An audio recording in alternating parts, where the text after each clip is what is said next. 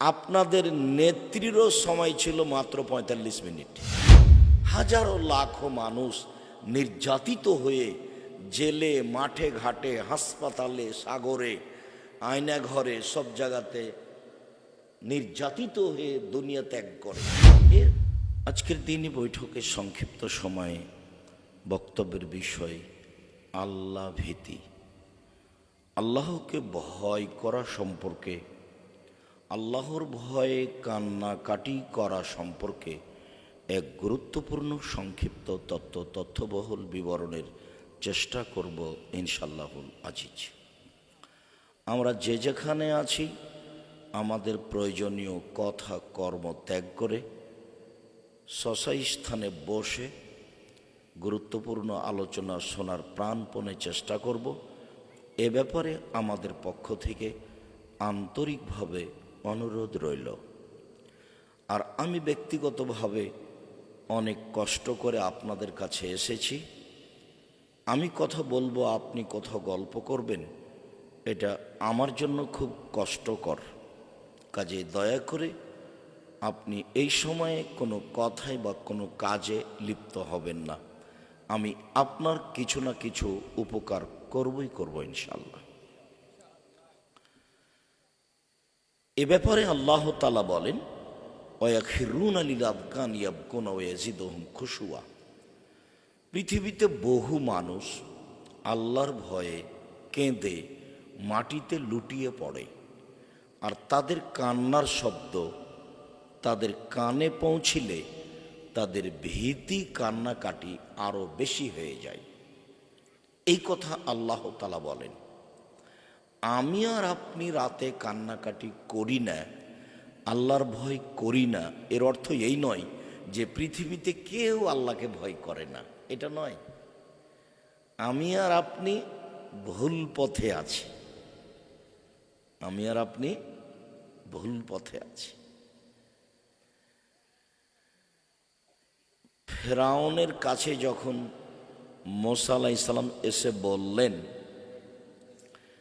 যে আপনি বানি ইসরায়েলকে ছেড়ে দেন, আমরা আপনার কাছে দাওয়াত নিয়ে এসেছি, তখন ফেরাউন বলছে, আমি কি তোমাকে শিশুকালে লালন পালন করিনি? তুমি কি বহু বছর আমার মাঝে থাকোনি? তুমি যা করেছ তা করেছ। তুমি এক থাপ্পড়ে একটা মানুষকে আমাদের হত্যা করেছ। তুমি বড় অকৃতজ্ঞ। এই পর্যন্ত ফেরাউন বলল। হ্যাঁ, ঠিক তো, মুসা আলাইহিস সালাম বহুদিন যাবৎ ফেরাউনের বাড়িতে লালিত পালিত হয়েছেন, বহু বছর সেখানে থেকেছেন, এক থাপ্পড় দিয়ে একটা মানুষকে হত্যা করেছেন, এ কথা ঠিক। তখন মুসা আলাইহিস সালাম বলছেন, হ্যাঁ, আমি যা করেছি তা করেছি, এক থাপ্পড়ে মানুষ মেরেছি, আমি তখন ভুল পথে ছিলাম। আমরা আল্লাহর ভয়ে কান্নাকাটি করি না, এর অর্থ এই নয় যে আর কেউ করেন না। আল্লাহ বলছেন পৃথিবীতে বহু মানুষ আল্লাহর ভয়ে কেঁদে মাটিতে লুটিয়ে পড়ে, আর তার কান্নার শব্দ আল্লাহর ভয় ভীতিকে আরো বেশি করে দেয়। এরকম বহু মানুষ আছে পৃথিবীতে। ওইখানে একটু বলেছিলাম, আর কয়েকটা বাক্য বলে এখানে ফিরে আসে। তো এখন মুসা আলাইহিস সালাম বলছেন, হ্যাঁ, আমি তখন ভুল পথে ছিলাম, আমি এক থাপ্পড়ে এক মানুষকে হত্যা করেছি, এ কথাই ঠিক, আমি তখন ভুল পথে ছিলাম। তুমি হত্যা করে দিবা আমাকে, এই ভয়ে আমি পালিয়ে গেছি। তারপর আল্লাহ আমার প্রতি দয়া করেছেন, আমাকে জ্ঞানে গুণে পূর্ণ করেছেন, আমাকে নবী করেছেন। তুমি আমার প্রতি অনুগ্রহ করেছ, তুমি অনুগ্রহ করে খোঁটা দিয়েছ। এই যে বললে যে তুমি কি আমার বাড়িতে অনেক দিন থাকোনি, তোমাকে কি আমি লালন পালন করিনি? হ্যাঁ করেছ তো। এই কথা বলে তুমি আমাকে খোঁটা দিয়েছ। খোঁটা দিয়ে তুমি বানি ইসরায়েলকে দাস দাসীতে পরিণত করেছ। তুমি বড় উদ্ধত স্বৈরাচার, সীমা লঙ্ঘন করেছ। মানুষ জুলুম করলে একদিন ধরা পড়ে, আজ হোক আর কাল হোক। তবে বুখারী মুসলিমের হাদিস, আল্লাহ বলছেন যে ইন্নাল্লাহ ইউমলি লিযালিম, আল্লাহ জালেমকে, অত্যাচারীকে অত্যাচার করার, জুলুম নির্যাতন করার সুযোগ দিয়ে দেন। তো জুলুম অত্যাচার করে করে করে করতেই থাকে। হাজারো লাখো মানুষ নির্যাতিত হয়ে জেলে, মাঠে ঘাটে, হাসপাতালে, সাগরে, আয়নাঘরে, সব জায়গাতে নির্যাতিত হয়ে দুনিয়া ত্যাগ করে। এরপরেও বিচার হয় না। তখন মনে করে যে কই আল্লাহর বিচার কবে হবে? তো ১৫০০ বছর কি আর এখানে আছে? ১৫০০ বছর পরে হলেও একদিন ফেরাউন কি হলো? ডুবে গেল। একদিন ফেরাউন ডুবে গেল।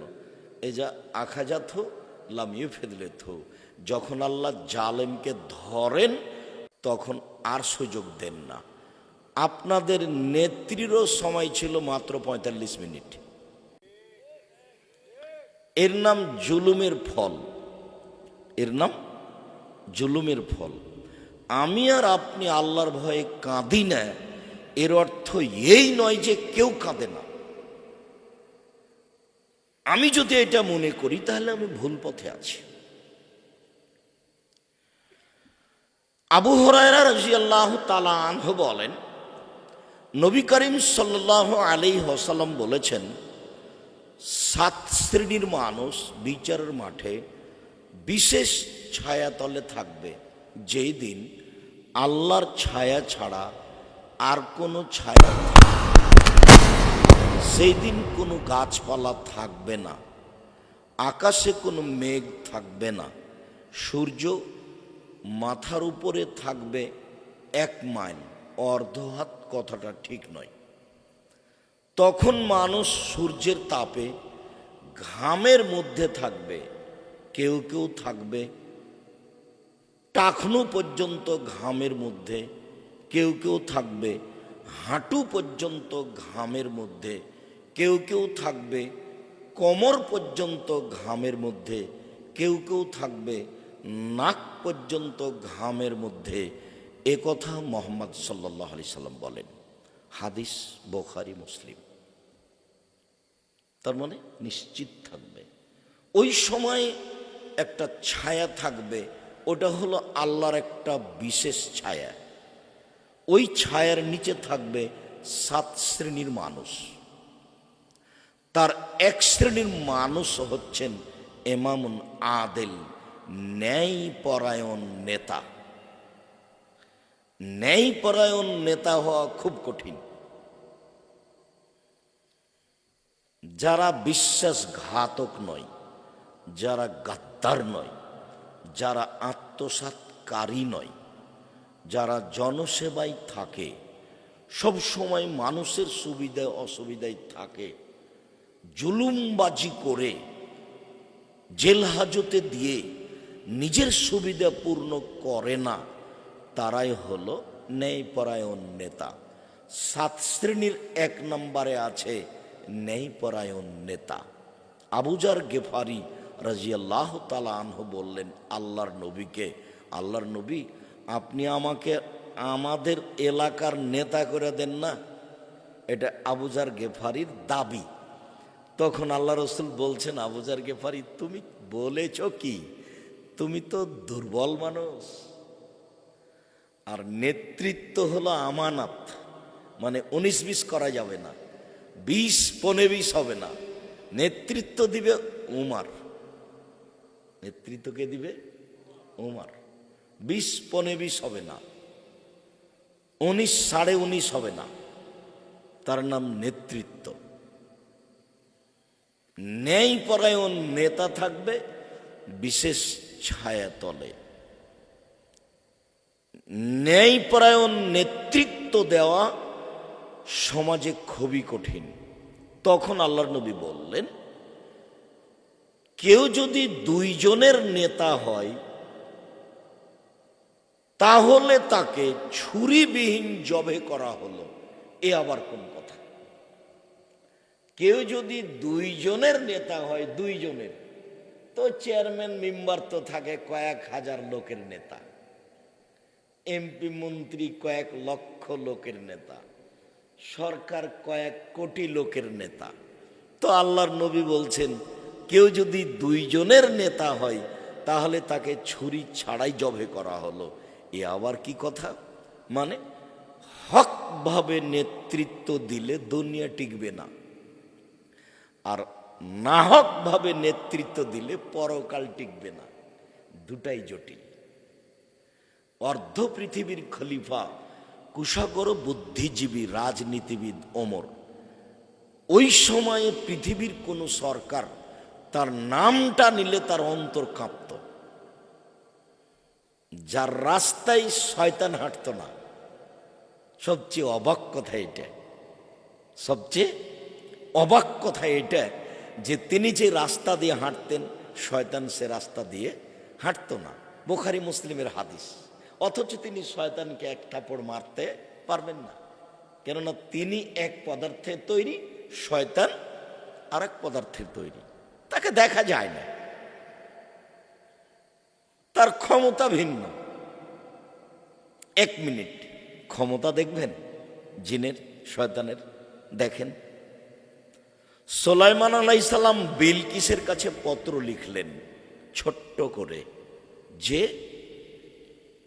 আপনি নত হয়ে আমার কাছে আসুন।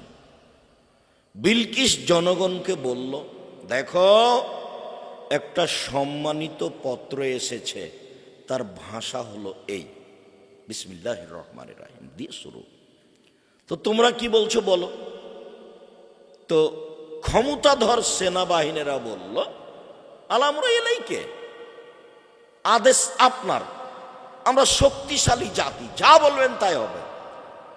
তখন বিলকিস বলল, না, তোমরা জানো না, ওরকম নেতা কোনো দেশে ঢুকলে সম্মানীদের অপমানিত করেন,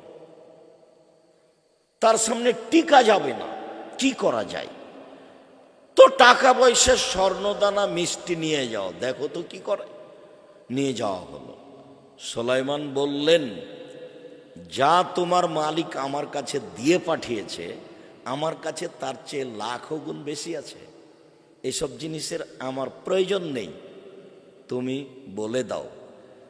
হয় তিনি নত হয়ে আসবেন, নইলে এমন শক্তিশালী বাহিনী নিয়ে আমি যাব যার মোকাবেলা পৃথিবীর কেউ করতে পারবে না। তো এখন উনি আসছেন। তো একজন জিনকে বললেন, শোনো, বিলকিসের বসার জায়গা, সিংহাসনটা নিয়ে আসতে হবে এখানে। কত সময় লাগবে? বলে, আপনার উঠে বসতে যত সময় লাগে। না, দেরি হয়ে গেল। তো আরেকজন বলল, তার জ্ঞান গরিমা বেশি, ও বলল যে আপনার চোখের পলক, চোখটা একটু খুলে বন্ধ করবেন, এতে যত সময় লাগবে আমি তার আগেই সেটা নিয়ে চলে আসব। তো চোখ খুলে বন্ধ করে দেখছেন যে সিংহাসন চলে এসেছে।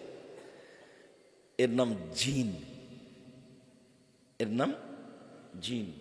কত ক্ষমতাধর তারা জিন। 7 সমুদ্র 13 নদী পারে থাকে তারা। আপনার ক্ষতি করে তারা, ভালো করে তারা, আশে করে চলে যায়।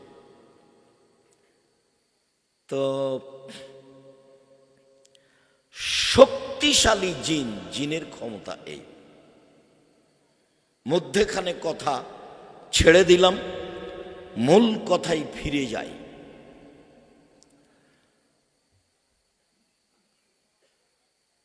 সাত শ্রেণীর মানুষ বিশেষ ছায়াতলে থাকবে। তার এক শ্রেণীর মানুষ হচ্ছেন ন্যায়পরায়ণ নেতা। তো ওমর কত শক্তিশালী নেতা ছিলেন যার নামটা কেউ বহির্বিশ্বে শুনলে কি হতো, অন্তরটা কেঁপে উঠত। আর একটু বলি এখানে, তারপর আবার এখানে ফিরে আসছে ইনশাআল্লাহ। আল্লাহর নবী স্বপ্নে জান্নাত দেখছেন, তো দেখলেন একটা প্রাসাদ, বিশাল প্রাসাদ, ভিন্ন ধরনের পদার্থ দিয়ে তৈরি। তো দেখে তিনি অবাক হলেন, এত সুন্দর প্রাসাদ, বাহির যদি এমন, ভিতরই বা কেমন। তো একজন বৃদ্ধা মহিলা পাশে বসেছিলেন।